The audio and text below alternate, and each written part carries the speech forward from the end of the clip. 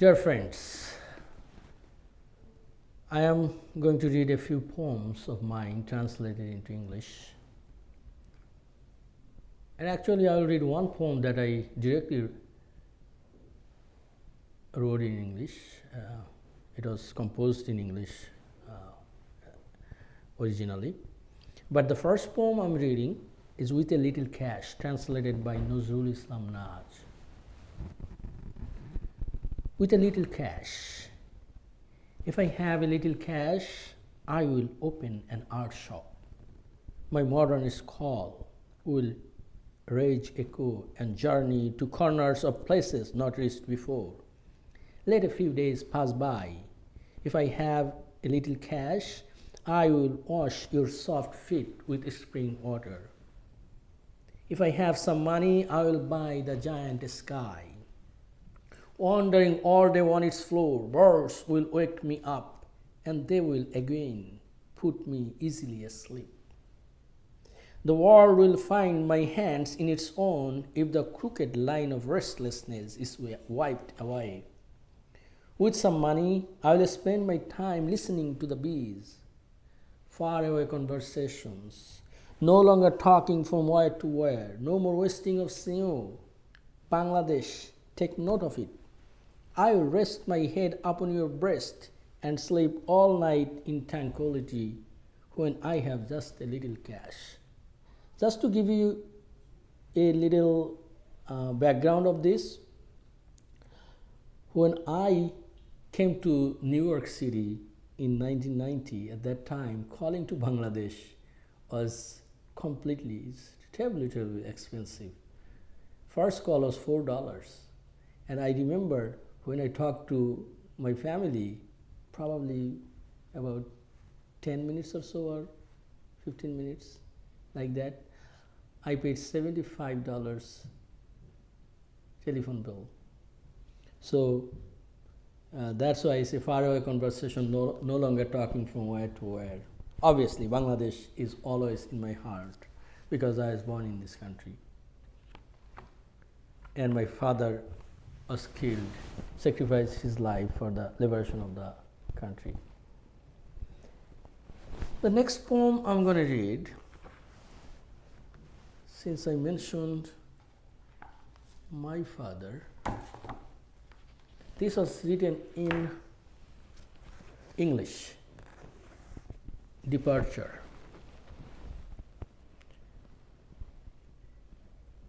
A frantic calm all around the city, and the sound of bullets echoed in the air, making our ruthless existence even more meaningless. We collided at the corners of our parents' bedroom.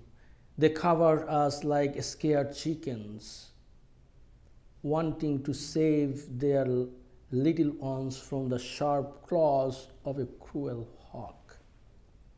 The army was going from door to door, killing everyone, burning every house with no mercy. It was absolutely a killing mission, as if they were wild cheetahs out for human flesh and blood. It was like a land of venomous beings who should be burned at first sight. When they knocked at the door, my mother fainted. After hesitation, my father finally opened the door and was gone. Luckily, we survived, but he became ashes of the tormented city. Thank you. Next poem is a sonnet. This one is a love poem. Sonnet 77 was translated by me into English, and it was part of my book, Swatantra Sonnet, Bengali with English, translated by the author, published by New Pharaoh Press. We have heard the noble sound of your footsteps, my love, Come closer and slowly open your heart. Spread the fragrance of your beautiful breast. Let the door be closed. Embrace me tightly with your gentle hand and set your sweetest lips on mine like a wild dove. Keep on crawling up to finding my heart's main thread, vivid as the spring trampling at the ocean floor. Take off the seamless boutique sari and raise both hands to untie your hair. Brush me like rose petals. Without you, I'm always lonely, dry and dark. Implant the fresh eternal light in my green land. Don't bother making the bed tonight. Rather soothe the warmth of my tense body, my tropical cells, spreading the pure touch of your astounding sparks. Thank you. I'll read two more poems. The next one is a little different type of poems. As you already see that all these poems are different, one is different from the other. This one is called Evolution. People smell like a horse, but a horse does not smell like them. People smell like a dog, but a dog does not smell like them. People smell like a rat, but a rat does not smell like them. People smell like a jackal, but it is really surprising that a jackal does not also smell like them. You know, I read this poem to a student of mine, 10th grader, I guess, came back to me later and said, Mr. Abdullah, I know what you meant. I said, what did I mean?